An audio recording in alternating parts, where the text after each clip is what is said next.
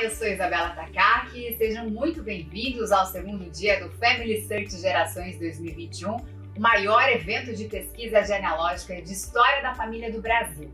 Quando começamos a conhecer um pouco mais sobre a história da nossa família, descobrimos heranças especiais, tais como nomes, datas e lugares por onde nossos antepassados passaram e viveram. No meio do caminho da pesquisa genealógica, podemos nos deparar com a oportunidade de obter a dupla cidadania estrangeira. E nesta manhã, vamos aprender com especialistas no assunto em um workshop prático. Recebam então com muito carinho a Laura Dipp e Salete Mendes, que são consultoras de história da família, e o Reginaldo Maia, que é jornalista e empresário, criador do portal Italianismo.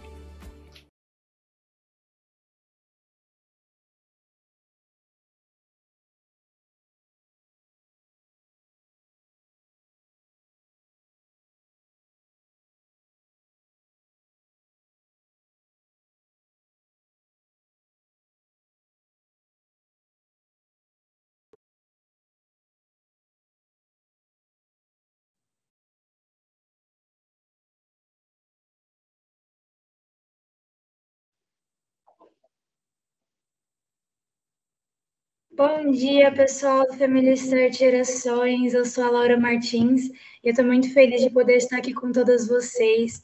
Nós, o Reginaldo, a Laura Dipp e a Salete, e nós estamos muito felizes de poder compartilhar um conteúdo tão bom e legal com vocês hoje, pessoal. Mas, perfeito, então a gente vai deixar vocês super à vontade para poder compartilhar o conteúdo de vocês. A gente vai começar com o Reginaldo Maia. Logo depois a gente vai para a Laura Dipp e depois a gente vai falar com um pouquinho com a Salete. E por fim, a gente vai ter umas perguntinhas, tá bom? Tempo é seu, Reginaldo.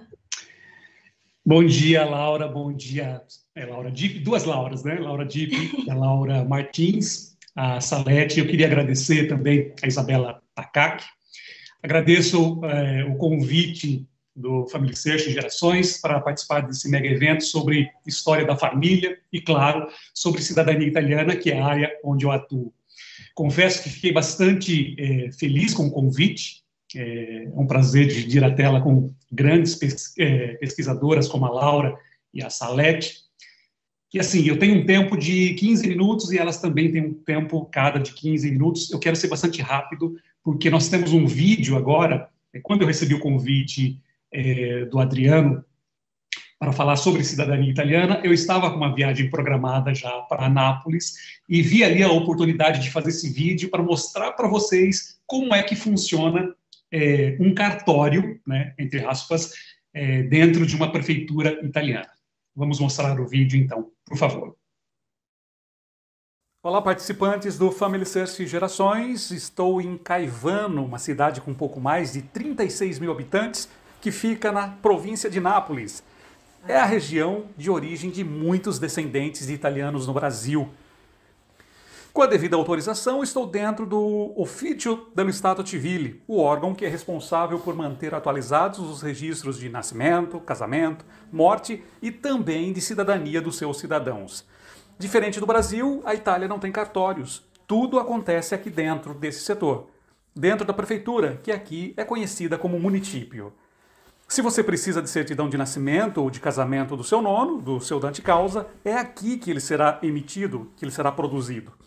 Aqui, nesse caso em específico, nós temos registros a partir de 1866. Paoli di Milano, 35, 65. Esses livros já passaram por guerras, terremotos, pequenos incêndios. Como é possível ver nas imagens, alguns livros sofreram algum dano ao longo desse tempo.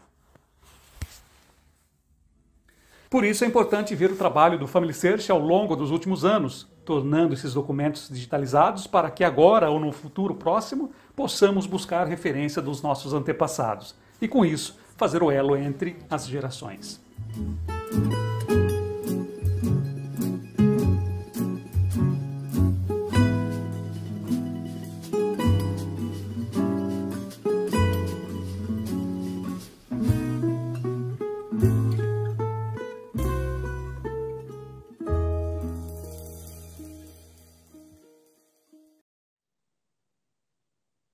Coisa linda, não é? Eu quero agradecer, claro, o pessoal de Caivano que liberou para fazer essas imagens lá dentro, imagens lindas, emocionantes. Mas vamos ao tema. Quem tem direito à cidadania europeia? Olha, uma pergunta que eu recebo todo santo dia. A cidadania europeia, e aí a gente vai falar das mais conhecidas, né? É um grande sonho de muita gente no Brasil. Sempre eu digo que quando tem uma crise ou política ou financeira no Brasil, explode o número de pedidos de gente interessada, né? Porque quer mais oportunidade de vida, quer uma vida melhor, enfim, a cidadania italiana tem esse objetivo. Existem várias formas para você conseguir a tão sonhada cidadania europeia, a dupla cidadania, né? A cidadania europeia ela pode ser solicitada quando a pessoa se enquadra em condições determinadas por aquele determinado país. A gente tem a situação por nascimento. Alguns países europeus dão a cidadania para quem nasce ou mora por algum tempo no país. Direito de sangue, que é o jus sanguinis, que é a forma mais comum para a gente conseguir a cidadania italiana. Isso vale para Portugal, para Espanha, para Itália. Acontece quando as pessoas têm, né, o requerente tem pais, avós, bisavós. No caso da cidadania italiana, nós temos aí trisavós, penta, ex-avós, né, não há um limite de geração. A outra situação que você consegue ter a cidadania italiana é através de casamento, ou seja, casando com aquele italiano, português, alemão, que tem esse direito, né, ele já é cidadão italiano, e você casada ou casado com esse europeu, você passa também a ter a cidadania europeia. Uma outra situação que você tem é por residência. Por exemplo, em Portugal, você mora 5 anos e passa a ter a cidadania italiana. Outros países também têm esse jeito de fazer o pedido de cidadania italiana, né? E, claro, deve cumprir algumas regras locais, cada país tem a sua regra, eu não tenho tempo para explicar isso para vocês, a gente pode explicar depois, através de perguntas, né, por e-mail e tal, e a gente explica melhor. A outra situação que está bastante em moda é por investimento, né? Se você tem um pouco ou bastante dinheiro, nesse caso, depende do país, eu sempre falo que é o caminho assim, mais fácil para você fazer a cidadania italiana. Não é a mais barata, mas é mais fácil, que é o chamado Golden Visa. Países eles podem ceder essa cidadania para quem coloca dinheiro neles, né? Só lembrando que todos os 27 países da União Europeia, todos permitem ao estrangeiro solicitar a cidadania europeia, tá? É uma situação bastante interessante. Para vocês terem ideia, entre os anos 2002 e 2017, 170 mil brasileiros se tornaram cidadãos europeus. Exatamente 170 mil pessoas. Nesse período, de 2002 a 2017, Portugal liderava com 32%, Itália com 17,8%, Espanha com 15,6%, e depois, mais abaixo, vem a Alemanha com quase 6%. Se você pegar de 2017 para 2021, a Itália passou na frente. Então, ela tem quase que o dobro de cidadanias concedidas do que Portugal, né? Por exemplo, é um número muito alto e muita gente se interessa. A gente começa falando, né, aproveitando esse intervalo de 2002 a 2017, falando de Portugal. Como é a cidadania, para você conquistar essa cidadania? Lógico que eu tenho que fazer uma pincelada muito rápida desse tipo de cidadania. Por quê? Porque eu tenho 15 minutos e vou dividir meu tempo com as meninas também, e a gente vai falar sobre preparação de documentos, tal, enfim. São assuntos bastante legais. A pergunta que eu mais recebo sobre cidadania portuguesa é: quantas gerações podem pedir a cidadania portuguesa? Olha, até que geração pode? Qual é o grau de parentesco para a gente pedir essa cidadania? A cidadania portuguesa ela pode ser pedida por filhos, por netos, por casamento, né? Companheiros de portugueses, indiretamente também para os bisnetos. Tem uma situação aqui, diz assim, olha, a lei diz que é para filhos e netos. Mas se você é bisneto de português, por exemplo, você também tem direito à cidadania portuguesa se o seu pai ou seu avô conquistarem a nacionalidade portuguesa. Então, aí você passa a ter o direito também. Se você é bisneto, o avô ou o pai faz a cidadania portuguesa e você também passa a ter direito, certo? Pode também solicitar a cidadania portuguesa por tempo de residência. O estrangeiro sempre preenchendo ali alguns requisitos, né? Em cada país tem o seu. Em Portugal, por exemplo, você precisa morar pelo menos 5 anos. E a boa notícia é que você não precisa viver os 5 anos diretos em Portugal. Você pode fazer períodos intercalados. Por exemplo, mora 2 anos em Portugal, mora 1 ano no Brasil, volta, mora mais 1 ano em Portugal. Juntando 5 anos que você tenha vivido em Portugal legalmente, você também tem o direito à cidadania. Uma outra situação que Portugal investe bastante ou melhor, ele permite bastante, é o Golden Visa. E você faz a sua cidadania a partir do visto de investidor, ok? Muito rápido. É claro que é bem complexo fazer esse processo de cidadania portuguesa, mas eu quis apenas dar uma pincelada para você ver como é que funciona. Já na cidadania italiana, nós temos algumas maneiras para fazer esse tipo de processo. Você pode fazer no consulado, e hoje você tem os consulados no Brasil. Vou dar um exemplo de São Paulo, que tem 15 anos de espera, uma fila com 15 anos de espera. Alguns outros consulados, eles têm um tempo menor de espera, e havia todo um investimento para diminuir essa fila, mas com a pandemia em curso, todo esse planejamento, todo esse projeto acabou caindo por terra, e o tempo de cidadania no consulado é, sem dúvida, o mais demorado. Você pode também fazer o seu processo de cidadania indo para a Itália e morando por um período lá, tendo a sua residência na Itália. Também por via administrativa, só que dentro do município, ou seja, dentro da prefeitura. Como eu citei no vídeo lá atrás, não existe o termo prefeitura. A prefeitura é a sede do governo da província, então seria município.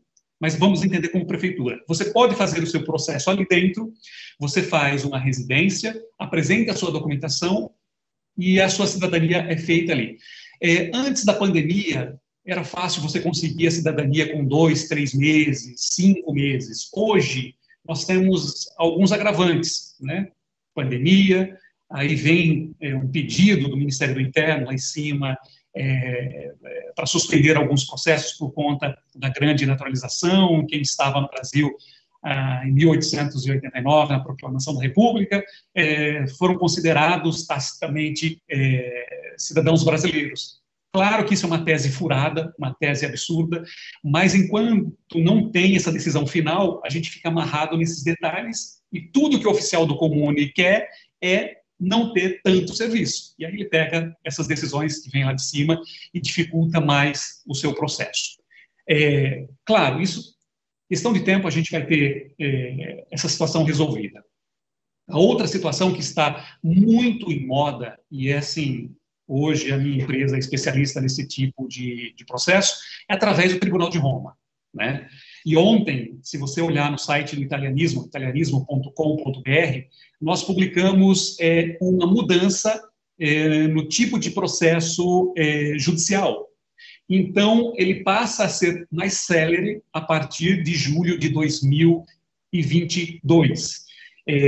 Como é que funciona isso, Reginaldo? Olha, eu entrei na fila do consulado de São Paulo, por exemplo, e eles não me deram a menor resposta. Segundo a lei, você tem direito a um prazo, eles têm que cumprir esse prazo administrativo dentro do consulado, e eles não cumprem. Então, com base nisso, a gente entra com o processo no Tribunal de Roma, que é uma ação contra as filas, pedindo para que o consulado cumpra aquele tempo que ele não cumpriu. E aí a sua decisão é feita dentro do Tribunal de Roma mesmo. O juiz vai lá, dá a sentença, e com essa sentença, a gente envia a documentação para a cidade onde nasceu o italiano, aquele italiano que migrou para o Brasil, e a gente faz a transcrição da documentação dele. Um processo desse, hoje, no tribunal, ele dura, em média, 18, 24 meses. tá? Alguns casos ali, elefante branco, prazo de 7, 8 meses. Mas, né, como não pode ser feito no comune por conta da pandemia, e os brasileiros não têm acesso à Itália nesse momento, muita gente foi fazer o processo através do Tribunal de Roma, e isso sobrecarregou o sistema, né? Então, processos hoje, é comum você ver possibilidade de audiência em 30 meses, né? Agora, a partir de julho, tudo indica que a gente vai ter uma diminuição nos prazos. É um acordo com a União Europeia para que a Itália receba algum tipo de investimento melhor, tal, e esses prazos devem cair, né? Precisa ter uma justiça célere para fazer parte desse plano da União Europeia, tá? Então, a cidadania italiana via consulado, via comune na Itália, que é o município, ou através do Tribunal de Roma. Aí você tem algumas regras ali, se o seu italiano não foi naturalizado, se você faz parte de uma linhagem que tenha uma mulher, né, que gerou um filho antes de 1948, é a linha materna, existe a possibilidade de você fazer esse processo no Tribunal de Roma, não há impedimento, os processos saem de forma tranquila. Muita gente deixou de fazer, muita gente jogou esse sonho fora no passado, porque chegava no consulado e o consulado dizia que não tinha direito. Por quê? Porque a lei ainda é manca. Esse projeto está parado no parlamento italiano e não é votado. Enquanto não é votado, quem corrige isso é a justiça, que diz, olha, tem direito sim, então vamos te dar a sua cidadania, mesmo que seja por via materna, ok? Quais são os documentos que eu preciso para fazer a minha cidadania italiana? Basicamente, você precisa da sua certidão de nascimento, em inteiro teor, traduzida e apostilada, casamento, se é seu caso, né? Precisa também nascimento do seu pai ou da sua mãe, depende de quem vem a linha direta, com o italiano, né? A linha de sangue, certidão de casamento do avô, nascimento e casamento, bisavô, nascimento e casamento, e assim vai até chegar no italiano. Existe o consulado no Brasil diz que precisa da certidão de óbito. O comune tem comune que não pede certidão de óbito. No tribunal não pede certidão de óbito. Então, assim, vai depender de quem vai cuidar do seu processo e vai te instruir melhor se precisa de óbito ou não. Eu recomendo apresentar somente o óbito do italiano. Depois, os demais, não há necessidade de apresentar, se tem, né, casos de óbito na sua linhagem. Ok? Claro, a cidadania italiana ela é bastante complexa, tem bastante detalhes, pode ser feita sozinho. Olha, eu quero fazer meu processo sem depender de ninguém. Pode, você tem todo o direito em fazer isso. Mas, o que as pessoas buscam? Elas buscam conveniência, né? E isso acaba tendo um preço por você contratar um assessor, uma empresa, enfim, para fazer o seu processo, né? Mas você pode fazer ela através dos consulados, e não depender de nenhum tipo de profissional te auxiliando. Claro, você vai precisar de alguns profissionais, por exemplo, contratando a Salete, a Laura, para encontrar a certidão do seu italiano, você vai precisar contratar tradutor juramentado para fazer isso. Claro, tem esses custos que você precisa entender e fazer a sua cidadania. Quanto custa um processo desse? É muito relativo, porque para dar um preço, você depende de várias questões.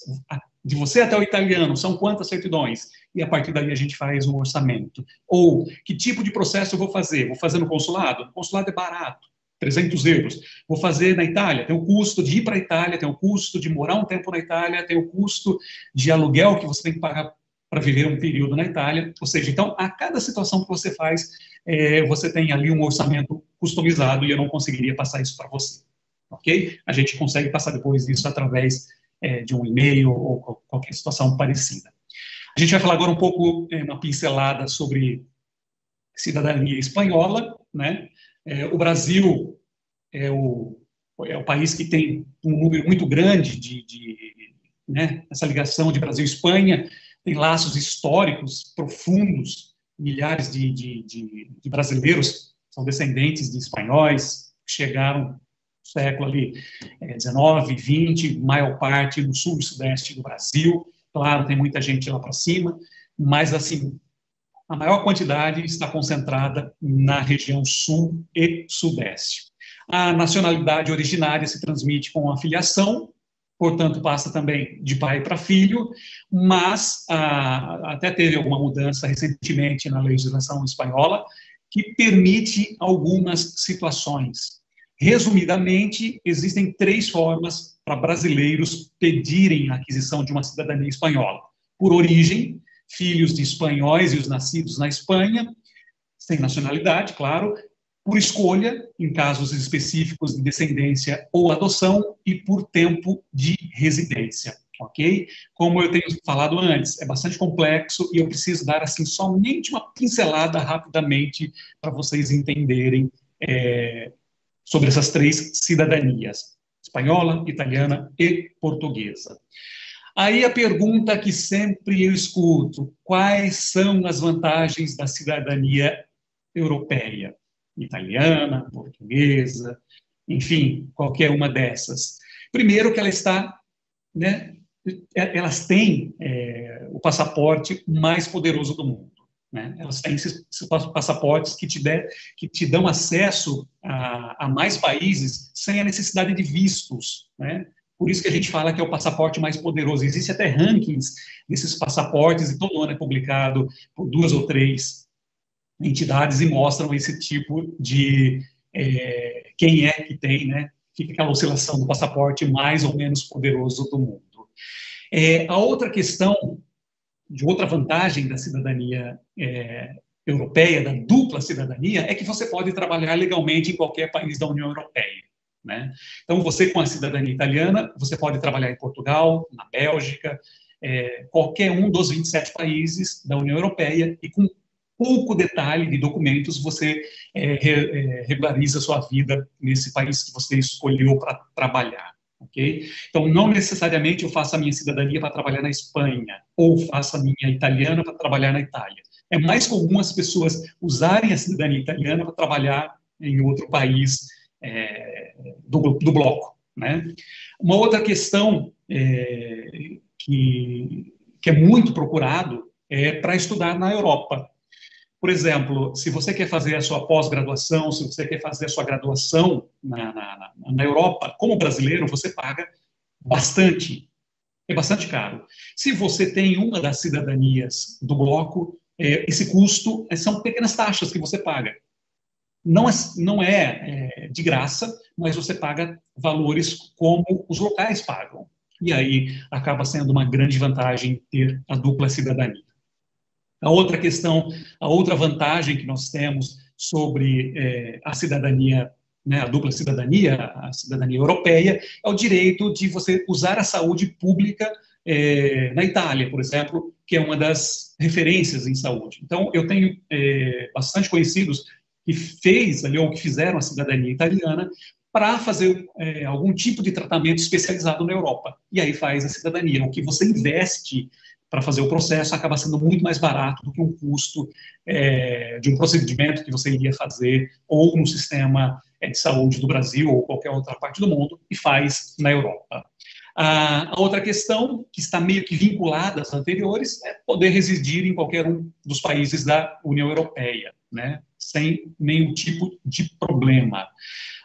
Uma outra vantagem é visto de trabalho para a Austrália e Nova Zelândia. É claro que tem algumas regras, mas muitos jovens que querem estudar na Austrália ou Nova Zelândia acabam usando o artifício da dupla cidadania para ir morar, estudar, enfim, e trabalhar. Tem algum tipo de benefício também desses 2 países. Uma outra situação que é bastante procurada é para se tornar um investidor nos Estados Unidos. Por exemplo, com a cidadania italiana, né, para você ter uma ideia, hoje você precisa entre 100 e 250 mil dólares para ser um investidor nos Estados Unidos e ter ali o green card, ou seja, ter o visto de residência. Né? Para o brasileiro que faz o EB5, o nível, a quantidade de dinheiro que você precisa é de 900 mil dólares. Ou seja, você tem 900 mil dólares, se você tem a cidadania italiana, passa a ter a necessidade de 100 a 250 mil dólares. É, assim, quase que 10% da sua necessidade. Ok? Então, essas são as vantagens da cidadania europeia. Eu acabei citando mais a italiana, porque é onde eu estou mais focado, pelo fato de morar na Itália, pelo fato de fazer a cidadania italiana, por ser especialista, né, na área de cidadania italiana, você acaba puxando a sardinha para a cidadania italiana. Aí uma outra pergunta que sempre vem, é seguro requerer a cidadania italiana ou a cidadania europeia? Claro que é. Eu sempre brinco que você tem ali uma receitinha de bolo. Se você seguir essa receita de bolo com os ingredientes certos, não quiser fazer moda, inventar graça, a sua cidadania é segura, né? E você vai ter a sua cidadania para o resto da vida. Agora, você precisa ter todos os cuidados, contratando gente séria para te auxiliar, apresentando os documentos válidos, né? E aí você tem a segurança de ter a cidadania para o resto da sua vida, ok? Basicamente, isso é sobre cidadania europeia, a dupla cidadania. Eu avancei um pouco no tempo aqui, quero passar a minha palavra para a Laura e para a Salete. Ao final, nós vamos ter ali um tempinho de perguntas e respostas. Escreva, vai mandando aí, e a gente tenta responder né, a maior quantidade ao final dessa palestra com a Laura e com a Salete, tá bom? Meninas, é com vocês, eu vou aqui também curtir um pouco dessa palestra sobre genealogia, como faz pesquisas na prática, porque isso é viciante, isso é uma delícia.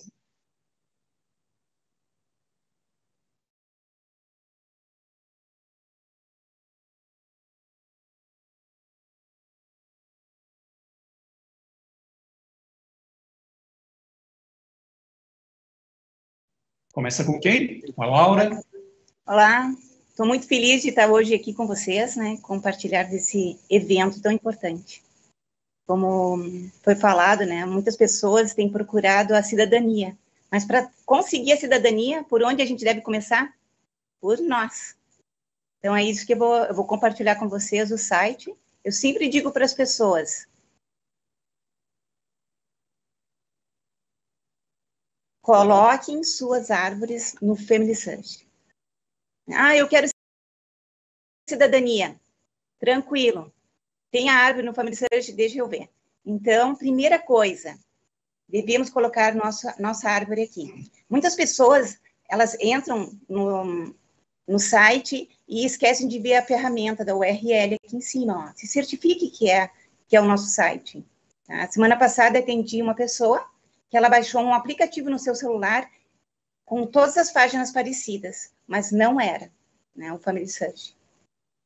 Essa é a primeira página. Todo mundo passa por ela e, às vezes, não presta atenção da importância dela.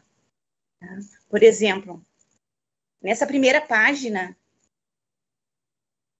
as pessoas que colocarem algum dado na nossa árvore, ela vai aparecer. Por exemplo, 8 dias atrás, Tiago Sodré colocou um documento. Eu fiquei muito feliz.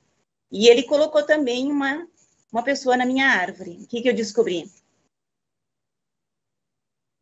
Que descobri um primo, né? Que ele se conectou através, ele é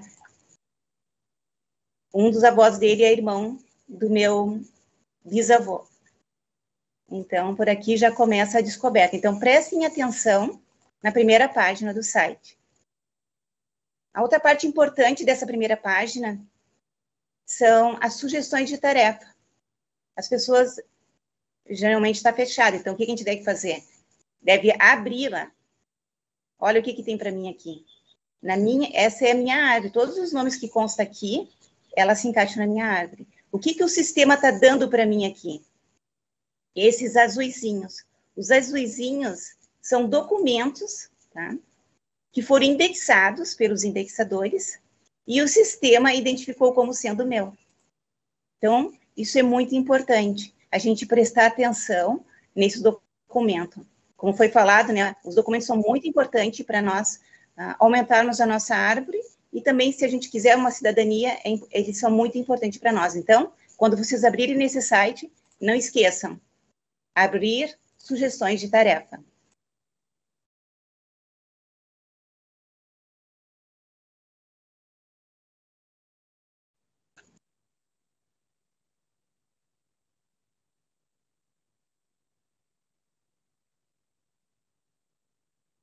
Então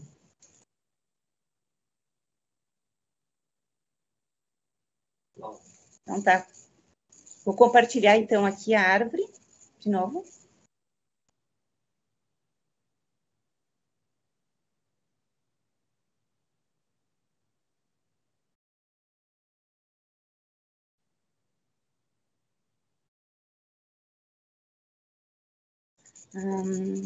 Ferramentas, né? Aqui eu vou mostrar a galeria. Na galeria, temos as fotos, cada nome trabalhado é importante que a gente coloque as fotos. Cada história encontrada, é importante nós colocarmos a história. É tão importante nós colocarmos a história que vai ter um momento que as pessoas elas vão perguntar sobre, vão dizer, esse é meu antepassado também. Então, isso é muito importante. E uma das coisas mais importantes que nós temos que fazer nesse site é certificarmos a nossa árvore familiar, que é através do documento. Então, cada nome encontrado, é bom relacionarmos, colocarmos a certificação com documentos. Para fazer uma demonstração para vocês de como fazemos uma descoberta, eu vou apresentar para vocês a mãe de uma amiga minha. Tá? Ela quer muito aumentar a árvore dela. Mas o que ela tem? Ela só tem a mãe, tem os pais e tem aqui os avós. O que nós podemos fazer? Puxa vida, tem pessoas que desistem quando chegam assim. Olha, desisto, não tenho nada. O que nós vamos fazer? Vamos clicar na primeira pessoa que tem mais informação. O que acontece com as pessoas que não conseguem avançar em suas árvores? Eles não alimentam o sistema, porque o sistema ele procura 24 horas por seu antepassado. Então, é importante. Então, como aqui o Hipólito não tem mais nada sobre os pais dele, nós temos uma ferramenta muito importante do lado direito, que as pessoas não costumam abrir, que é pesquisar registros. O que a gente tem que fazer? Pesquisar registros. E aqui vai estar alguns amigos parceiros que são muito importantes. Então, o Family Search, ele é muito bom. E com a ajuda do site parceiro ficou melhor ainda. Tá? Então, aqui nós temos o Google. Há anos atrás, eu pesquisava muito no Google. Inclusive, eu achei muitas informações da minha árvore nele, né? Então, vamos clicar para ver se eu encontro alguma coisa sobre o Hipólito. Eu encontrei aqui algumas coisas, não tem nada sobre ele, mas o que eu vejo que eu poderia ficar melhor essa pesquisa? Eu achei que ficou muito carregado aqui a pesquisa. Vamos tirar. Vamos ver se aparece mais alguma coisa. Vamos tirar mais alguma coisa dele, que veio junto, que eu acho que atrapalha. Vamos procurar só por ele. Opa, já me deu mais coisas sobre ele. Eu descobri que a casa dele foi doado para a rede La Salle, né? Para o grupo La Salle. Então, é uma história muito bacana. Tá? Voltando.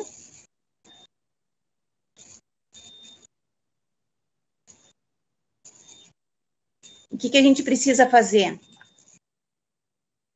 Vou clicar aqui no pai dele. Não, melhor. Eu vou clicar no site parceiro, MyHeritage.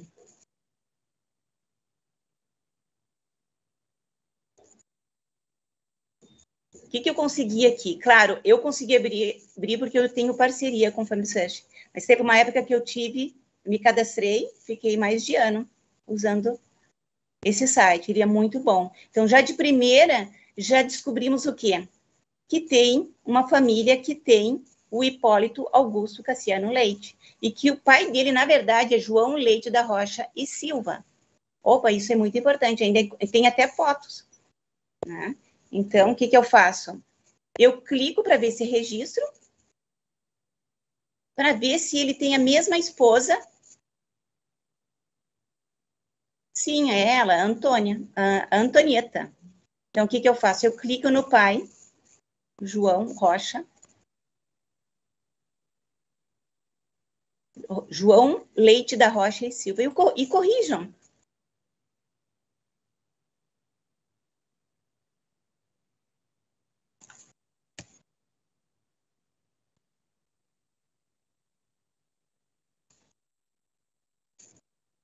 E o que eu digo para as pessoas? É uma árvore vazia, né?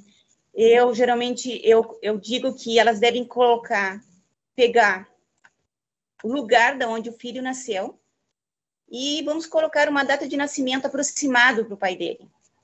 Ah, mas isso é errado. Já peguei muitas pessoas que ficam bravas quando eu faço isso. Vou botar 1850. Lugar de nascimento. E sempre clicar embaixo, que é padrão. Por mais que esteja correto ali, se não clicar ali no padrão, o sistema ele não procura 24 horas por ele. Então, já coloquei ali o nome dele. Podemos ver aqui no lado direito que tem uma possível repetição. Tá? Então, casado com a Angélica. Então, vou ver a repetição. Eu prefiro colocar o lugar e uma data aproximada, porque se vai procurar por um João, por uma Maria, vai dar vários, né? Então, eu já vi muitos erros no Family Search por causa disso, porque as pessoas, esse João é o mesmo que o meu, e não tem nada a ver, né? Então, do lado direito é a minha árvore, que é a árvore que eu estou ajudando. E do lado esquerdo é que tem, é a mesma esposa. Então, com certeza. Então, o que eu faço? Como o meu lado direito aqui está vazio, eu vou inverter a situação. Inverter. Porque está mais completo. Né, e vem junto até um documento. Sim, continuar. Se tiver mais alguma informação que eu queira colocar para o outro lado, eu coloco. Continuar. Coloco duplo. Se tiver um documento, pode colocar ali que encontrou um documento.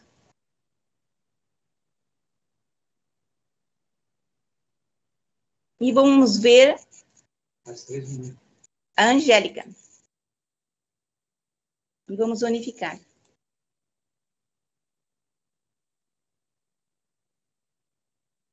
Eu peguei o ID. Daí dá para unificar por ID também, é muito importante.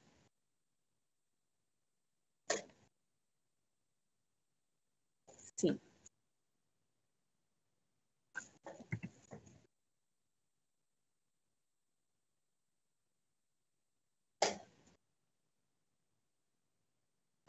Vamos ver o que aconteceu com a árvore.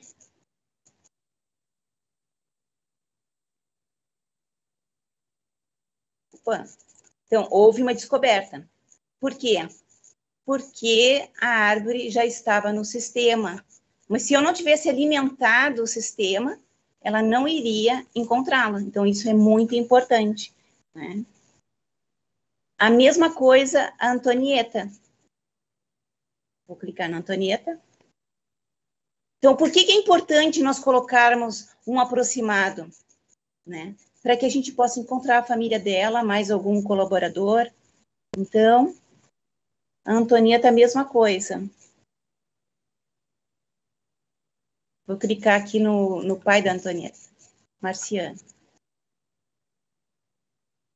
Vamos colocar o lugar. Vamos botar 1860. Então, é um trabalho de muita paciência. Eu amo fazer. Então, a gente, fazendo esse trabalho aqui, a gente tem a oportunidade de ajudar muitas pessoas. Colocar um lugar. Marciano. Vamos ver. Vou ver aqui. Se eu encontro o Marciano também no site parceiro. Mesma coisa. Laura Dipp, Oi. um comentário. Sim. Na hora que você clica nos parceiros, não está aparecendo a tela. Você consegue fechar e compartilhar de novo?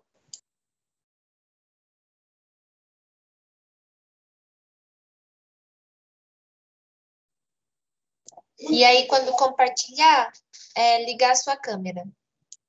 O sistema está desligando a minha câmera, mas tudo bem.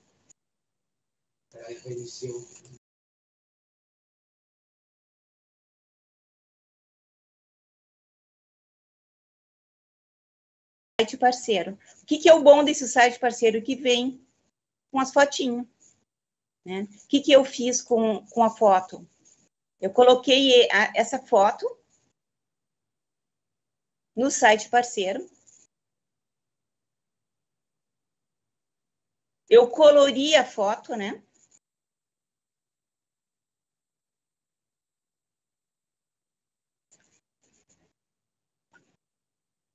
Então, aqui, ele é muito bom, esse site. Dá para fazer uma atividade de família, né? Por exemplo, aqui tem uma animação, né? Que ele pode ver.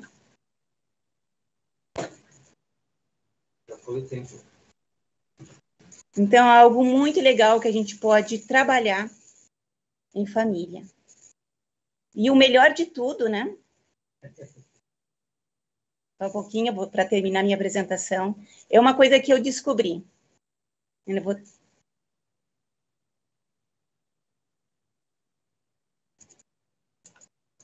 Mesmo fazendo somente essa apresentação, porque é um trabalho muito grande para apresentar em 15 minutos. Né? Mas é descobrir que, ajudando uma pessoa, a gente pode descobrir que a gente vem a ser prima. Né? Então, eu descobri que a Maria Tereza é minha prima na árvore familiar. Né? Então, a felicidade é dobrada, né? Então, fica a dica aí para vocês, né? De não desanimar quando uma árvore estiver vazia, procurar os documentos, dar certificação à sua árvore, alimentar o sistema para que a gente possa receber mais azuizinhos, mais documentos para colocarmos lá. Tá? Já tive uma experiência uma vez de ajudarmos uma pessoa que, de 80 anos, em 2018, ela pediu ajuda num grupo da família no Facebook. Ela foi raptada em Brécia, Nova Brécia, e foi levada para Chapecó. E lá, como ela sabia o nome do pai e o nome da mãe, eu procurei ela no sistema do Family Search e encontrei os pais dela, encontrei o colaborador que fez a árvore do irmão dela. Então, depois mais, eles compartilharam as fotos, que ela foi visitar a família, que os irmãos já haviam morrido. Então, a felicidade foi dobrada. Então, Family Search conectando corações, tanto dos vivos quanto dos falecidos. Então, por enquanto é só, pessoal. Obrigada. Ok, agora é minha parte. Eu vou compartilhar com vocês a minha tela e espero que vocês possam apreciar o que nós estamos ensinando aqui hoje. Ok? Então, eu vou falar com vocês basicamente sobre pesquisas no Family Search, né? Como eu faço para encontrar esses documentos que a Laura citou, que o Reginaldo citaram, né? Então, a primeira coisa que eu tenho à minha disposição é isso aqui, ó, pesquisas, tá? Eu vou primeiro em registros. Quando eu chego aqui em registros, eu tenho a opção de ir direto para as coleções aqui embaixo, ou eu posso vir aqui e digitar o sobrenome. Oi? Opa, tá compartilhando outra tela, tá um PowerPoint. Ah, céus, e aí?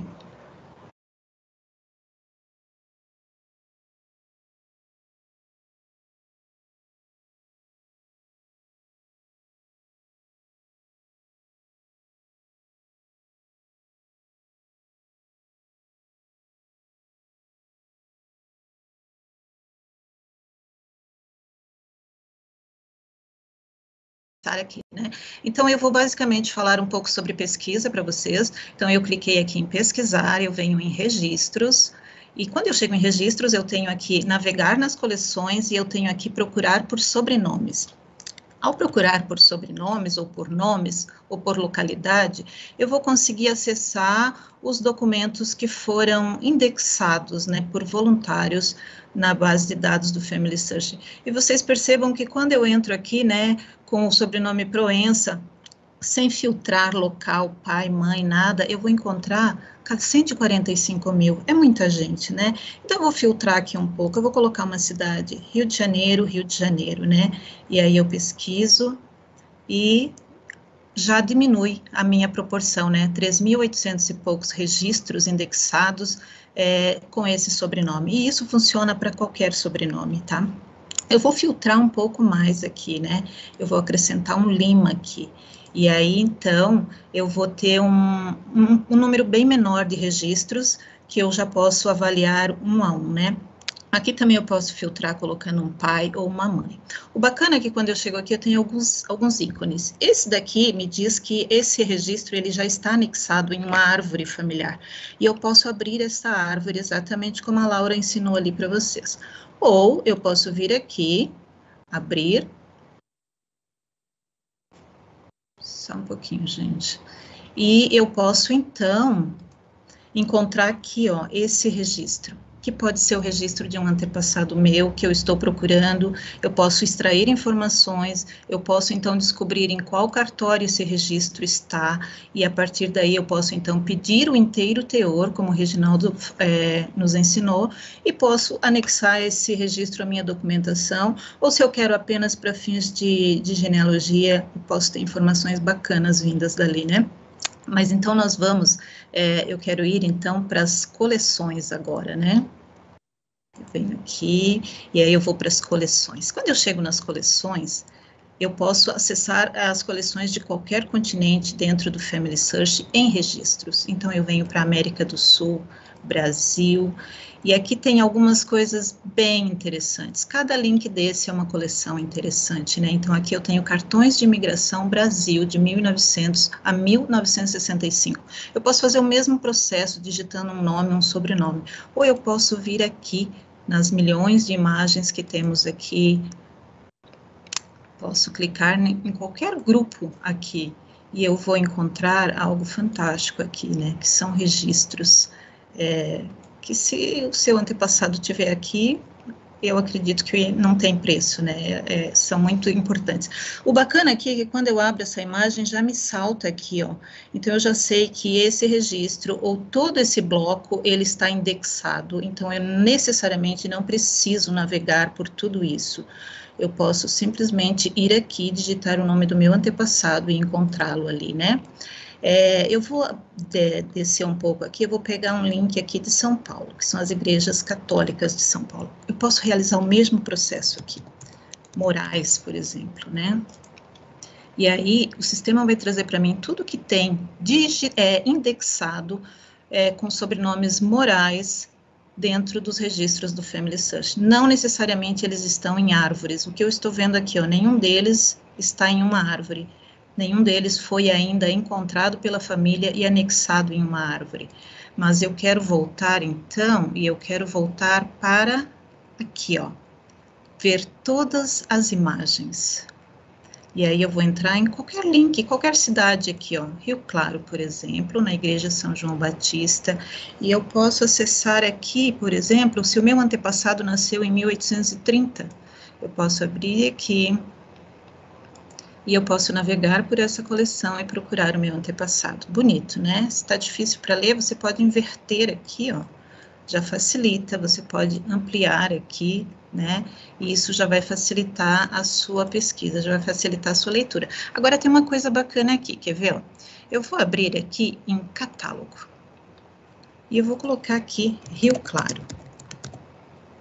O mesmo registro que eu busquei ali em registros, eu procuro em catálogo. E eu vou para a Igreja São João Batista em Rio Claro. E eu descubro que aqui tem um ícone de uma lupa. E esse ícone significa que exatamente esse microfilme que eu abri aqui, ele está todo indexado. Então, eu não preciso ir lá na coleção e pesquisá-lo. Eu posso apenas abrir aqui, digitar o sobrenome do meu antepassado aqui e procurar por ele aqui. Ok? Então, essa é uma forma bem simples ou bem básica, né, de como as coleções do Family Search funcionam. Deixa eu mostrar uma outra coisa para vocês. Eu abri aqui no catálogo essa cidadezinha, né, na Itália, Belinzago Lombardo, depois o Reginaldo vai me corrigir. E aí, aqui, o que eu descubro? Eu quero nascimentos de 1866, meu antepassado está lá em 1880, então ele está dentro desse microfilme gigantesco aqui, né? Na hora que eu abro aqui, eu vou ver aqui 2.100 e poucas imagens, e aí isso pode me assustar. Então, eu volto aqui e presto atenção em um detalhe aqui, ó, item 5, o de baixo, item 1 a 4. Então, esses registros que eu preciso, que eu quero, eles estão no item 5, tá? E o item 5, eu já abri ele aqui, ele está aqui, ó, na imagem 1475, o item 5. Eu também não preciso procurar imagem por imagem se esse livro tiver índices, né? Basta eu ir aqui nos índices e procurar pelo meu antepassado aqui, né? Na Itália é bem bacana porque eles estão ordenados por número de registro. No Brasil, normalmente é por número de página, de folha, né? Então, esse aqui é o registro 12, no ano de 1870. Eu tenho que procurar o ano de 1870, que é esse daqui, e procurar o registro 12 e encontrar o meu antepassado. Então, eu vou fazer isso em tudo, ó.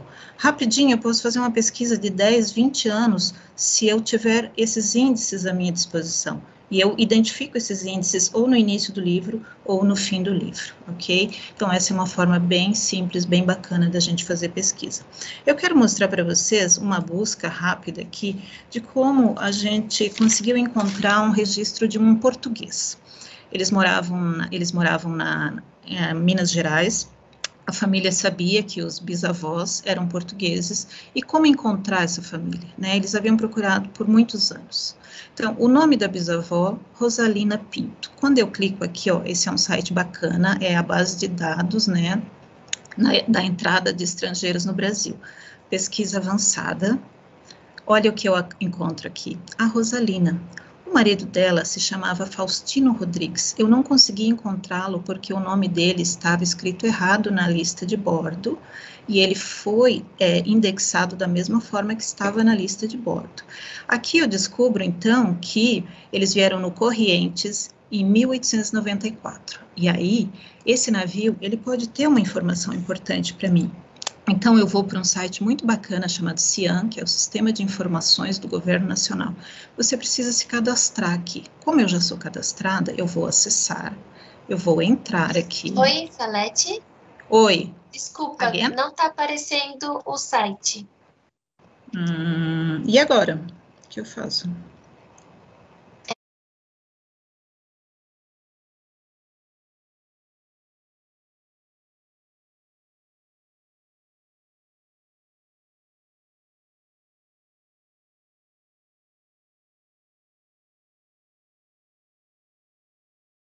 Ok, então, desculpa, gente, eu mudei de coisa e não funcionou. Eu entro aqui, então, na entrada de estrangeiros no Brasil, consulta, digitei o nome da antepassada aqui e descobri o navio que eles estão. Eu vou, então, para o CIAN, né, que é o Sistema de Informação do Arquivo Nacional. Eu venho aqui em favoritos, aqui eu tenho muita informação, muita coisa sensacional. Inclusive registros civis de nascimentos e óbitos no Rio de Janeiro e casamentos após 1929. Mas eu quero os navios que chegaram aqui, né? E eu quero o Corrientes, e o Corrientes eu sei, pela informação que eu tenho aqui, que ele chegou em 1894. Então, eu vou aqui, cada link desse é uma lista de bordo, é uma viagem de um navio. De algum lugar, de vários lugares, de todos os lugares do mundo que aportavam no Rio de Janeiro, e foram preservadas essas listas, e elas foram digitalizadas, e agora elas estão aqui à nossa disposição. Eu vou clicar aqui na 8, que é onde está o ano de 1894, eu vou dar um Ctrl F aqui, e eu vou encontrar aqui, ó, 5 listas de bordo do Corrientes, mas eu quero a lista de 1894, e eu vou olhando, né, 27/12/1894, exatamente a mesma data que eu tenho aqui, né. Então, eu vou vir aqui, eu vou abrir essa lista. Na hora que eu passo o meu cursor aqui, ó, eu já vejo todas as listas do Corrientes aqui, eu vou pegar a lista número 5, que é onde estão esses antepassados. E aí eu já tenho um PDF aberto com a lista das pessoas, dos imigrantes que vieram nesse dia, nesse navio. Infelizmente, aqui eu não tenho nenhuma informação de procedência dessas pessoas, né? Então, mas aqui no final eu encontro eles, ó, Faustino Rodrigues e Rosalina Pinto, o que é muito bacana, né? Mas a família ainda não sabia aonde eles estavam, né? Como encontrar essas pessoas, né? Então, nós vamos para um outro site bem bacana aqui, como encontrar esse português agora, né, esse antepassado português. Eu sei que o passaporte foi emitido em 1894, sei quando eles chegaram aqui, mas não sei aonde foi emitido. Então, eu vou fazer algo muito simples que eu faço sempre, que é começar pela letra A, né? E aí, nessa letra A, eu venho em passaportes, Aveiro, de 1894. É exatamente isso, gente, é pesquisa, por isso o nome é pesquisa. Você vai procurar por essa pessoa nesse lugar aqui. Se ele não estiver aqui, você vai voltar e vai para a letra B, vai na sequência aqui, né? Então, eu cliquei aqui, e aqui, gente, na imagem 428, deixa eu descer um pouco, na imagem 428, eu encontro o passaporte do antepassado, Faustino Rodrigues. Essa família procurava por esse casal há décadas, a Rosalina e tudo mais. E aqui eu descubro que eles eram de Mealhada e Ventosa, né? Da freguesia de Ventosa, Mealhada. E eu vou fazer o quê, então, né? Eu já tô aqui, ó, em Aveiro, né? Eu já tô aqui em Aveiro, então eu venho aqui, ó, para Mealhada, Ventosa, e eu decido procurar o casamento deles. Eles tinham um filho que chegou aqui com 9 anos em 1894, então eu deduzo que esse casamento ocorreu por volta de 1884, 83, então eu clico aqui nesse link de casamentos, e na imagem 46, olha que sensacional, eu encontro então o casamento do antepassado. Né? E aí a busca da família finalmente acaba, porque agora eles conseguiram resgatar os seus antepassados e podem se beneficiar da dupla cidadania e vão precisar desses documentos para isso, ok? Eu quero mostrar uma outra para vocês, que é de um antepassado italiano, tá? Não vou sair daqui. Italiano, né? Então, o que aconteceu aqui com esse italiano? Ele veio para o Brasil, a família tinha o registro de casamento dele na Igreja Católica, 1893, né? O nome dele é Nicola Pastore. Eu vou aqui, é uma pesquisa que eu faço muito aqui em São Paulo. Os registros de casamento na Igreja Católica, eles tinham as habilitações desculpa, acho que eu peguei o link errado, eu peguei o link de registros civis, eu quero da igreja. Então, esses casais, eles usavam a habilitação de casamento e ela ficava aqui, ó, na Cúria Metropolitana de São Paulo. Então, eu decidi procurar por ele ali, ele está são muitas páginas aqui, né, vocês estão vendo, ele está na página 8, com paciência nós chegaremos à página 8, né, e aqui nós vamos encontrar um link, ó, 1893, da letra L à letra R, então, o meu é Nicola, ele deve estar aqui dentro, ok? Então, aqui eu tenho índices também, né? Eu tenho um microfilme grande, 600 e poucas páginas. Eu não vou olhar todo, porque eu vou me beneficiar do recurso do índice. Mas aqui, na imagem 354, eu vou encontrar o índice, onde eu encontro o meu antepassado, Nicola Pastore. Eu percebo que a habilitação dele está na primeira, né? É a primeira, então eu vou passar aqui e eu vou ler isso. Gente, dica importantíssima. Às vezes uma informação bem simples pode te levar.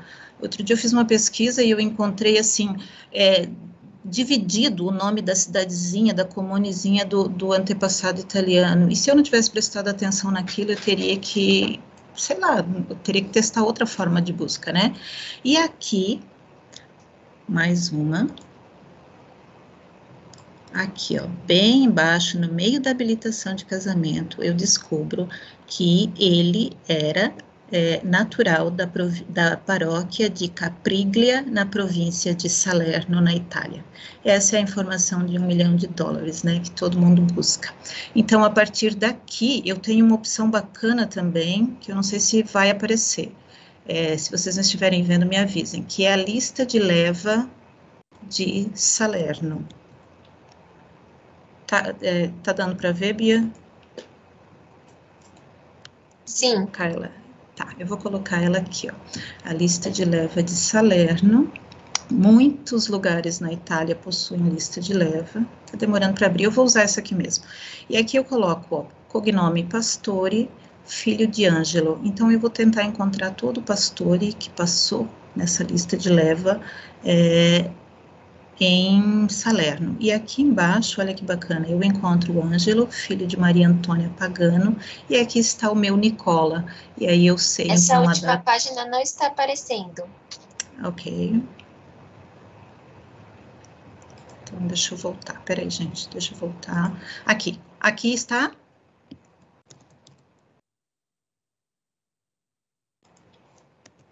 Aqui está, Bia, aparecendo. Deve estar. Então, eu digito aqui, então procure descobrir se a região que você busca, você vai encontrar essa lista de leva, né? E eu descubro, então, algumas pessoas através da lista de leva, que é um recurso muito bom, né? Aí, a partir daqui, a família pode ir, então, em registros, né? Ela pode vir aqui em procurar as imagens, pode vir aqui em Europa continental, Itália, pode, então, descer e procurar a província de Salerno, exatamente aqui nos registros civis de Salerno, procurar as 5 milhões de imagens, procurar a comune de Capriglia, aqui, e voilà, aqui está a família, né, que tanto buscam. E aí é só pesquisar aqui, né, é só navegar e procurar pelo seu antepassado, ok? Então, a outra que eu quero mostrar para vocês, uma outra forma que a gente pode encontrar aqui em São Paulo, antepassados italianos. Eu venho no Museu da Imigração, no arquivo digital. Eu venho aqui em registros de matrícula, eu vou procurar por este antepassado aqui. Então, eu preciso saber de onde ele veio, eu não sei de onde ele veio, né? Então, eu vou encontrar uma coisa muito bacana aqui. Vocês percebam que cada antepassado é diferente, né? Esse antepassado, então, ele veio no Maranhão, Vapor Maranhão, em 15/2/1897. Eu podia ir para o Cian, que foi a busca que eu fiz no português, mas eu vou fazer outra coisa aqui, ó. Eu venho na lista de bordo, eu coloco aqui Maranhão, e eu venho no ano 1897, que foi o ano que ele chegou, no mês de fevereiro, e no dia 15. Eu clico aqui, o sistema vai trazer para mim a lista de bordo do Maranhão. É uma maneira diferente de pesquisar a lista de bordo. Essa é no Porto de Santos, a outra é no Porto do Rio de Janeiro. E olha que sensacional aqui, né? Essa lista de bordo maravilhosa que foi escrita por alguém há mais de um século atrás. E aqui eu encontro, então, o meu antepassado. Essa lista de bordo, ela é bem diferenciada porque ela tem a nacionalidade, a província e o domicílio da pessoa. E aqui, então, eu descubro que eles vieram de Arezzo, Cortona. Então, a partir daqui, eu vou seguir o mesmo processo, registros, tal, para encontrá-los em Cortona.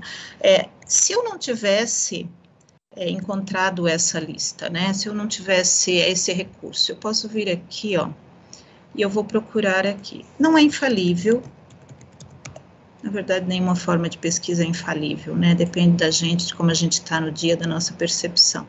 Eu descubro que a maior incidência desse nome está em Toscana, Arezzo, e olha que coisa, Cortona, né? Então, também é uma maneira simples de encontrar um antepassado seu que vive em outro país, ok? Então, para encerrar minha parte,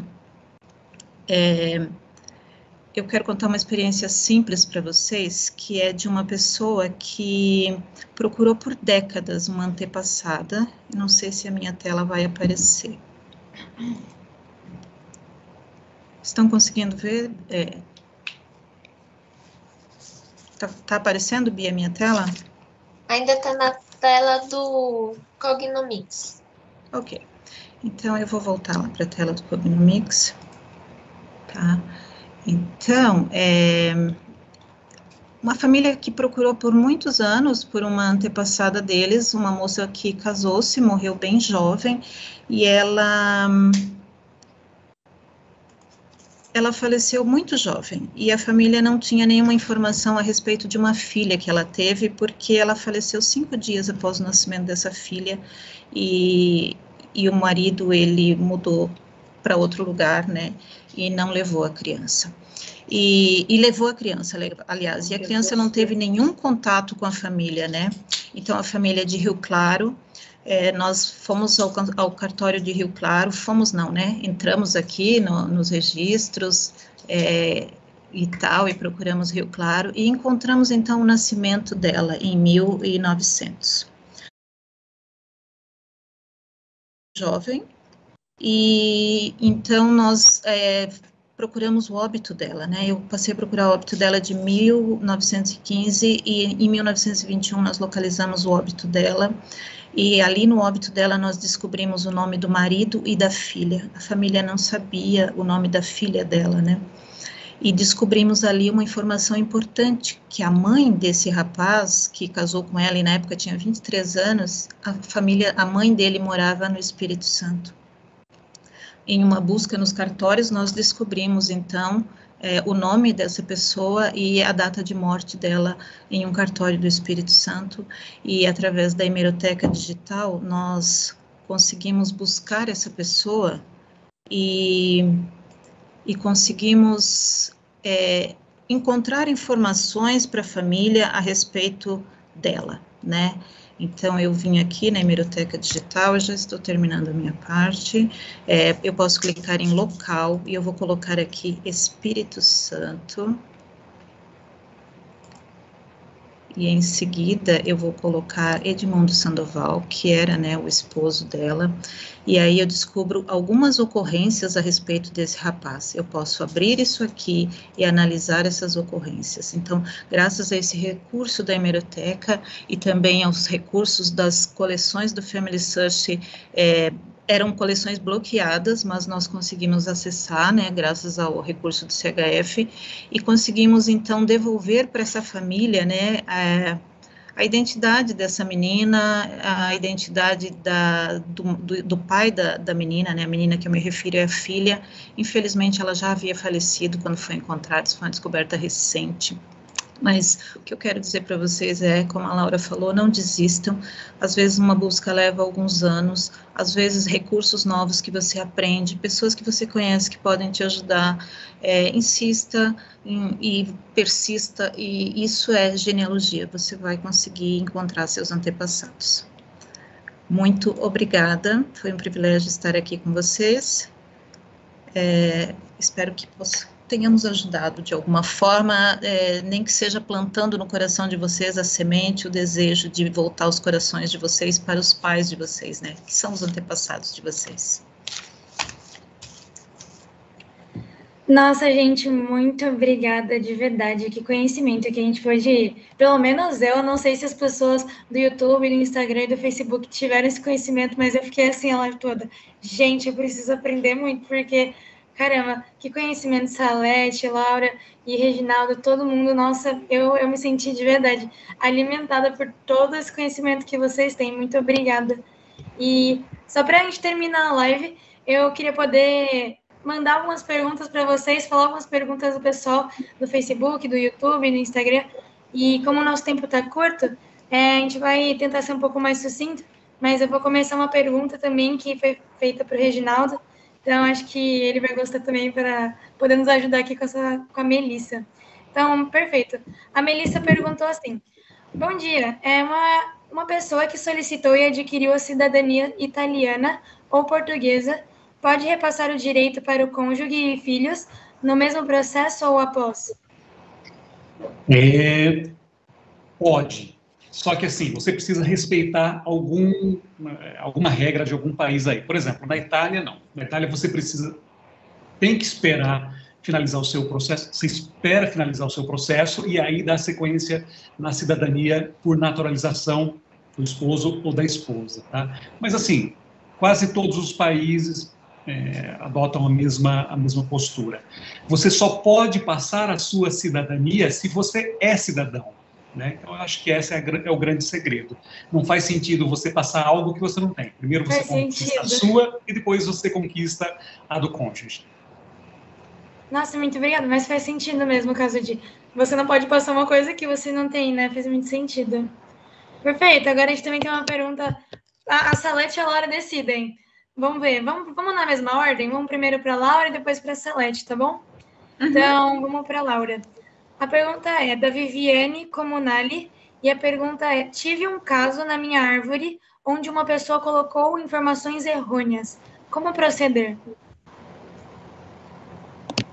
Bom, isso aí é um caso normal. Então, primeira coisa, ter muita paciência. E manter o diálogo com essa pessoa, né? Então, conversando que vão se entender. Né? Por um nome, não é o mesmo nome. Temos opções de nomes, podemos colocar quantos nomes aquela pessoa for necessário colocar no site. E o site vai procurar por todos os nomes. Uhum. Perfeito, obrigada, Laura. Então, a próxima pergunta e última pergunta que vai ser para a Salete é da Renata, lá do YouTube, e está falando assim: às vezes, o sobrenome das famílias mudam de geração em geração. Vocês têm alguma dica para facilitar nessa parte da pesquisa? A minha dica é: comece por você. Isso é muito comum, né? Os italianos desembarcavam aqui e eles viravam João, perdiam o Giovanni, virava José, perdia o Giuseppe. No meu caso, eu tenho um antepassado russo que virou João das Flores, então talvez o seu caso não seja tão horrível quanto o meu. Comece por você, e depois pelos seus pais, e se precisar, você vai ter que retificar esses sobrenomes, né? Mas isso é muito comum em pesquisa, muito comum. Tenta descobrir lista de bordo. Eu confio nas listas de bordo. Em geral, eu não tenho sido surpreendida com muitos erros, apesar de que vocês viram ali no caso do Faustino, o nome dele estava escrito errado. Mas, em geral, o sobrenome dos italianos estava correto. Tenta localizar a lista de bordo. Não conseguiu? Vai para o Cognomics e tenta encontrar esse sobrenome de uma maneira correta. E começa de você. Vai, porque se você não sabe o sobrenome correto, fica até difícil de você localizar a região da Itália com maior incidência desse sobrenome, né? Então, começa de você e vai indo. Recentemente, eu fiz uma pesquisa... Oi, pode falar. Uma interferência, me perdoa te interromper. Pode falar. Nós temos 350 mil sobrenomes na Itália. E muitos até parecidos, né? Recentemente, eu procurei uma pessoa que a família conhecia como Bisaio, com Z. E estava Bisaio o tempo todo, a assinatura dele era Bisaio, mas no registro de casamento estava Biságio. E eu, tá. E aí eu passei a procurar por Biságio e era Biságio. E é tão bacana quando a gente consegue resgatar o sobrenome correto da família. Eu tenho um sentimento, assim, de que é um negócio muito importante resgatar esse sobrenome correto, restaurar esse sobrenome correto para a família. Você pode manter o seu sobrenome do jeito que você quiser, é uma coisa pessoal, mas é uma coisa minha como pesquisadora, né? Eu acho top essa coisa de você procurar o sobrenome correto da pessoa, insistir até você encontrar o sobrenome correto e restaurar isso para a família, né? A família vai decidir o que vai fazer com isso, mas eu como pesquisadora, eu gosto de restaurar e de resgatar o sobrenome correto. É possível, sim. Comece por você, procure listas de bordo, documentos mais antigos, cartões de imigração, até você chegar na Itália e conseguir descobrir o real sobrenome da sua família. Eu procurei um recente, gente. O sobrenome dele era um sobrenome muito comum na Lombardia, e a família dizia que ele era da Lombardia, jurava que ele era da Lombardia. O cara veio para o Rio Grande do Sul. Resumo da ópera, o sobrenome era outro não, o sobrenome estava invertido, e o cara era da Calábria. Pensa no susto da família, que passou a vida inteira achando que eram lombardos, e na verdade eram calabreses. Então, essas coisas acontecem quando a gente faz pesquisa, e isso é muito sensacional. Gente, que legal. Uma coisa que também passou pela minha família, meu sobrenome é Martins, né? Eu sou Laura Martins. E passou de Martinez para Martins, mas João me surpreendeu, menina. Eu gostei da história dessa família. Mas Então, realmente é isso. Laura, Oi? estou me coçando aqui para dar uma resposta baseada na fala da Salete. Gente, Fale. pelo amor de Deus, não saia retificando qualquer coisa. Não saia retificando. Procure sempre a opinião de um segundo especialista. Não saia retificando documentos para fazer o seu processo de cidadania. Não faça isso. Eu recomendo sempre assim para os meus clientes, olha, vamos entrar com o processo como está. Se o juiz pedir para a gente fazer a correção, a gente faz depois, né? Porque ele vai nos abrir um prazo para fazer essa retificação. Claro, a gente está falando de retificações bobas, né? Não está falando de algo tão problemático. Mas, assim, não saia fazendo retificações sem uma segunda opinião. Você não faz uma cirurgia com uma decisão só de um médico, você consulta outros, porque você vai mudar seu nome, né? Então, assim, muito cuidado. Exato. Nossa, gente, de verdade, agora que eu tive todo esse conhecimento que adquiri com vocês, vou começar. O ruim é que eu não sou italiana, não tenho nenhuma descendência, então vamos ver, né? Vamos fazer a história da família para descobrir mais. Mas agora, para finalizar, eu vou pedir para que vocês possam se despedir do público, que vocês possam falar o que vocês desejarem, e a gente pode encerrar essa live maravilhosa. Então, vamos começar pelo Reginaldo, depois a Laura e, por fim, a Salete. Tá joia. Mais uma vez, muitíssimo obrigado à equipe, todos que trabalharam, né, do Family Search Gerações, a Laura Dipp, conhecimento incrível, a Salete Mendes também. Eu aprendi muito aqui com elas, né? Curti cada segundo dessa explicação, extremamente competentes. Laura Martins, né? Nós temos duas Lauras na tela. Muitíssimo obrigado. Estou honrado em participar desse evento com vocês. Obrigado de coração. Eu também. Estou muito feliz, sou muito grato pelo convite de participar aqui, né? Pena que é um trabalho grandioso para pouco tempo, realmente, né? A gente tem aprendido bastante com muitos, né? E fica o desafio, né? De não desanimarmos e continuarmos as nossas pesquisas, tá bom? Muito obrigada. Muito obrigada, foi um privilégio estar aqui, compartilhar um pouquinho de informações que possam plantar no coração de vocês o desejo de começar ou de continuar, ou de não desanimar, de persistir em encontrar e buscar seu antepassado, seja para você ter uma dupla cidadania, que é um direito seu, é uma herança deixada por nossos antepassados imigrantes, seja porque você quer realizar a sua história familiar, ou encontrar bisavós, tio-avós, tios-bisavós, faça. Eu tenho certeza que a minha experiência com genealogia é que a genealogia ela pode curar muitas fissuras no nosso coração. Eu tenho visto isso nas famílias ao longo do tempo, né? Como a família da Antonieta, que eu contei a história para vocês, que passou mais de 20 anos procurando pela menina, pela filha desaparecida, e agora os mais velhos da família, eles têm o coração deles e essas fissuras foram fechadas, porque eles sabem que ela está em paz, eles a encontraram, eles sabem onde ela viveu, com quem ela viveu, que ela foi criada pela avó, que ela não foi maltratada, que ele restaurou e reconstruiu a vida dele, né? E ela não teve nenhum contato com a família da mãe, mas isso não é problema nosso, não podemos julgar nossos antepassados com as nossas lentes moderninhas de século 21, 22, né?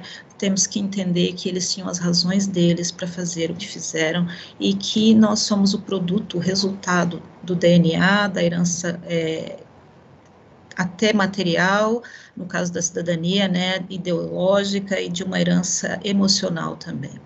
Obrigada, gente. Eu concordo completamente, para que a gente possa terminar, que a história da família realmente faz isso com as nossas vidas, né, e justíssimo, cada conhecimento que vocês passaram aqui, da gente poder procurar nossos antepassados e ir atrás, né, isso é importantíssimo. Então, só para a gente encerrar, vocês têm algum @, do Instagram que vocês querem falar, Facebook, para que as pessoas possam conhecer o trabalho de vocês? O meu é Reginaldo Maia, né? Facebook e Instagram. italianismo.com.br, ou a empresa que é benditacidadania.com.br, e me encontra, tira as dúvidas, estou à disposição de todos. Maravilha, obrigada, Reginaldo. E vocês, meninas? Eu não tenho. Eu sou Salete Mendes, vocês podem me achar no Facebook como Salete Mendes. Obrigada, gente. Agora também é tão boa que a gente tem que fuçar ela, tem que achar ela. Mas muito obrigada a todas, de verdade, obrigada pelo conhecimento, obrigada a todos que assistiram a live, que estavam no YouTube, no Instagram e no Facebook. Continuem acompanhando todo esse conteúdo maravilhoso do Family Search Gerações, que não acabou. A gente vai ter uma próxima live hoje às 3 horas. E muito obrigada a todos. E é isso, gente. Bom dia e até a próxima.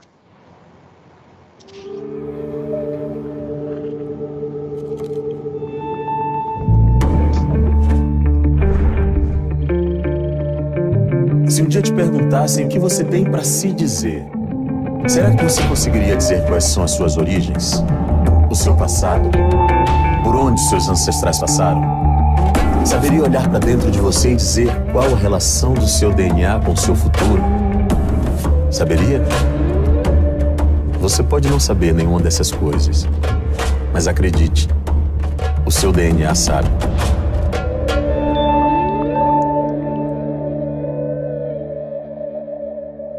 Genera, busque em você.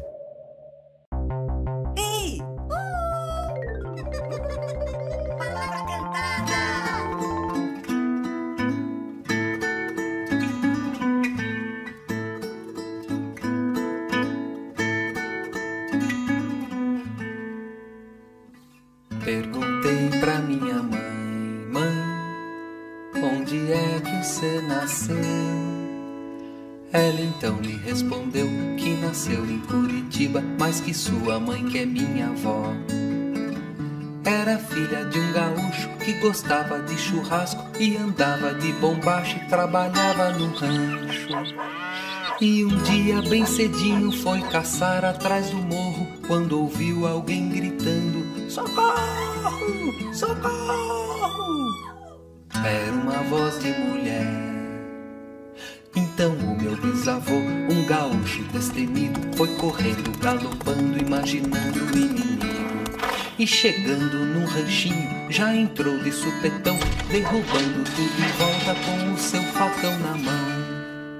Para o alívio da donzela que apontava estupefata para um saco de batata onde havia uma barata. E ele então se apaixonou.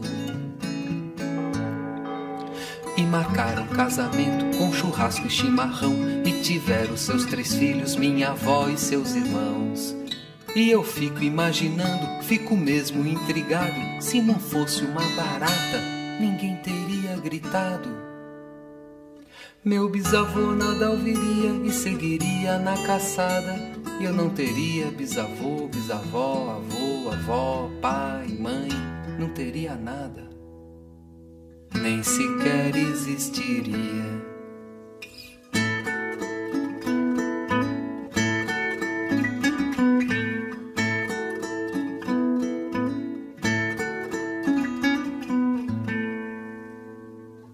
Perguntei para o meu pai: pai, onde é que você nasceu? Ele então me respondeu que nasceu lá em Recife, mas seu pai, que é o meu avô, era filho de um baiano que viajava no sertão e vendia coisas como roupa, panela e sabão. E que um dia foi caçado pelo bando do Lampião, que achava que ele era da polícia, um espião. E se fez a confusão. E amarraram ele no pau pra matar depois do almoço. E ele então, desesperado, gritava: socorro! E uma moça apareceu bem no último instante e gritou pra aquele bando: esse rapaz é comerciante. E com muita habilidade ela desfez a confusão. E ele então deu-lhe um presente, um vestido de algodão. E ela então se apaixonou.